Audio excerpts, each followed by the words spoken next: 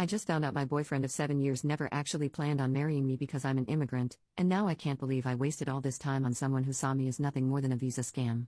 I, 29F, moved to the US 7 years ago as a grad school student from Indonesia. I met my boyfriend, 30M, a few months after I moved, and we've been together ever since. My boyfriend is a US citizen. After I graduated, we had a serious discussion about where our relationship was headed. I made it very clear that I wanted to eventually get married and have children. My boyfriend echoed the sentiments. I remember asking him if he saw that happening with me because I didn't want to be in a relationship with no future. He told me he loved me, and that we were definitely headed in that direction.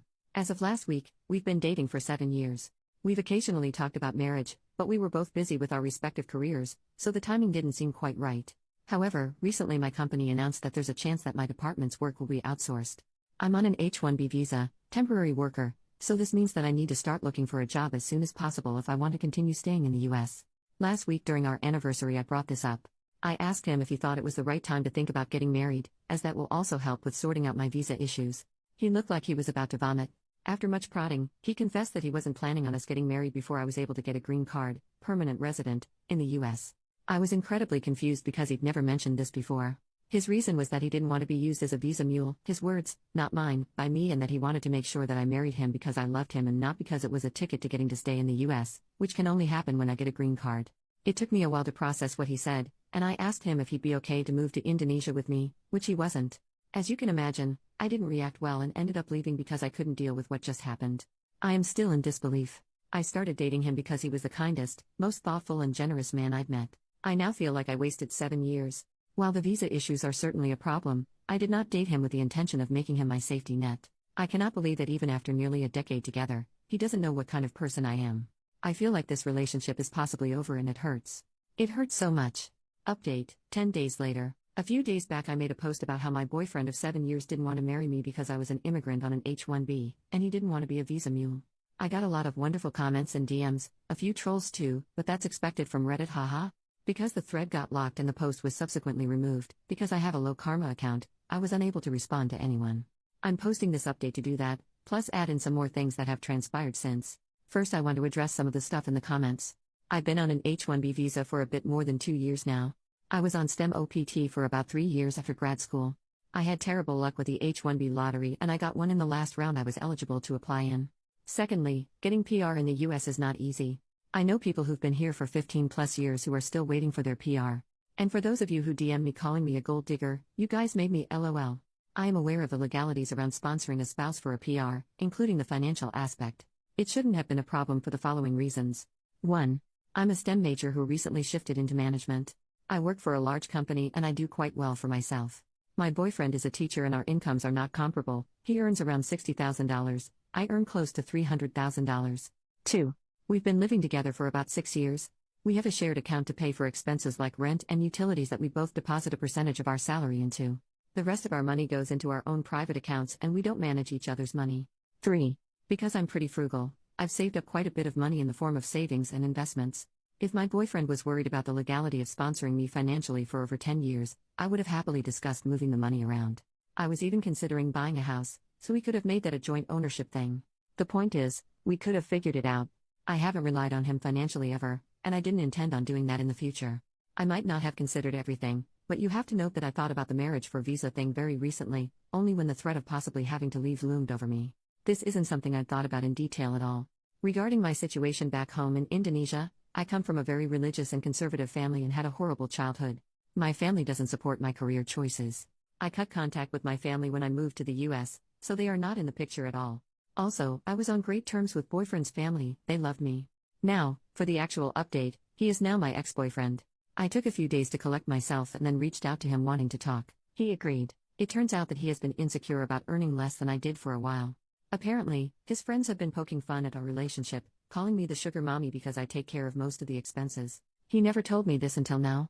He apparently didn't feel like an equal because our pay differs so much and started feeling that I was only with him as a quick way to get a PR here.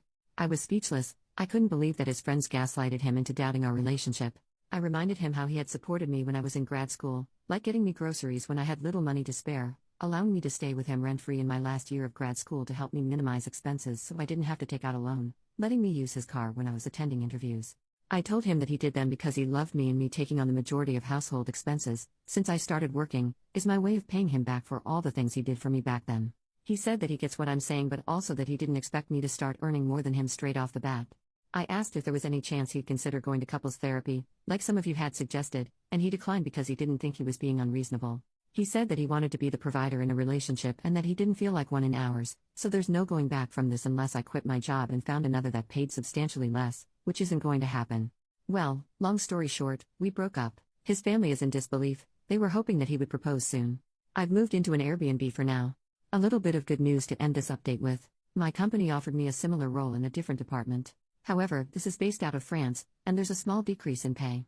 I've always dreamed about living in Europe and I've accepted this offer. I've signed the relocation agreement, and I'll move there in the next 8 to 12 weeks. A few comments. People took apart my update to point out a discrepancy. I first said, I haven't relied on him financially ever, and later, I reminded him how he had supported me when I was in grad school, like getting me groceries when I had little money to spare, allowing me to stay with him rent-free in my last year of grad school to help me minimize expenses so I didn't have to take out a loan, letting me use his car when I was attending interviews. I'm sorry for wording my feelings poorly. I never asked or expected my ex to help me buy groceries, or house me. I moved to the US to pursue a tech MBA from a top 20 school, and had scholarships and student loans that were going to help me cover the cost of tuition and living expenses, so at no point did I need him to help me. I knew I was going to have a financially difficult time for 2 years, and I was prepared for this. My ex, however, did not like that I was eating cold sandwiches and instant ramen most of the time and would bring me some groceries, vegetables, frozen food, and the like, because he wanted to make sure I was eating well. He was also the one who proposed the idea of me moving in with him, because he wanted us to live together, and also thought it would lower my stress levels. He was an extremely kind, considerate, and generous man, and it was one of the reasons I fell in love with him. I am extremely grateful for his support. But I wasn't relying on it. Had he not done any of the above, I would have managed. Second update, 1 year and 3 months later, I'm back with an update after about a year of moving to France. My previous posts are on my profile if you guys want to check them out. I absolutely love it here. The language barrier is very real, but I'm taking classes, and the people around me have been incredibly helpful. I've spent the last year experiencing all the good things Europe offers. I've visited multiple cities in France, Netherlands, Belgium, Spain, Portugal, Switzerland, Denmark, Germany, and Luxembourg. I cannot believe how gorgeous all of these places are, and the more time I spend here, the more I think about how fortunate I am to be able to experience this. I'm soon traveling to Italy, and I'm excited about everything. My work-life balance is also incredible. I was frequently putting in 10 to 12-hour work days in the US, and I can count on one hand the number of times I've had to work more than 8 hours a day here. I love the emphasis on personal time, and I cannot fathom going back to the way it was before. I haven't had the courage to get back into dating yet. My experience with the ex has left a really bad taste in my mouth. Even though immigration here is a lot easier than in the US and is not really one of my worries, the thought of things falling apart after putting in a significant amount of time and effort scares me.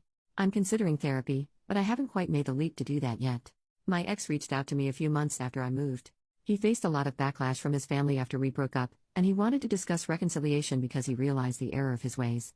I told him exactly how he made me feel, and that I could no longer trust him. I had decided to move on, and advised him to do the same.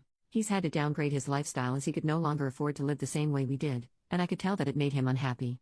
Not going to lie, I did feel a pang of guilt and sadness after our conversation. But it is what it is. I got a bunch of DMs asking me about what I do. I have an undergrad in comp science, and after a year of working, I decided to pursue an MBA. I was fortunate enough to get into one of the top 20B schools with a scholarship that reduced my tuition by about 30%. I got into tech consulting initially and then switched to product management after a couple of years. Final update, 1 year and 7 months later. Hi everyone. It's been 3 years since my original post. I now live in the Netherlands. Switched over to another company last year. It's cold and wet most of the year, but this summer was glorious, and at times, hot enough to remind me of home. I went through therapy, for a few months. I must admit that I was not fully committed to it. But talking and venting helps a lot. That, and distance, and time, has definitely helped me heal. It's a bit hard making friends in Netherlands.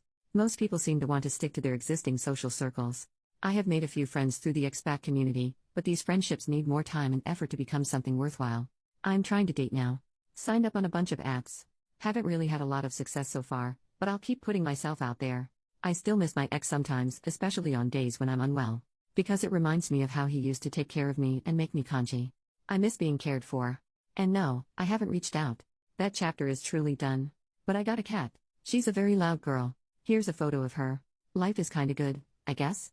I need more friends. Signing off.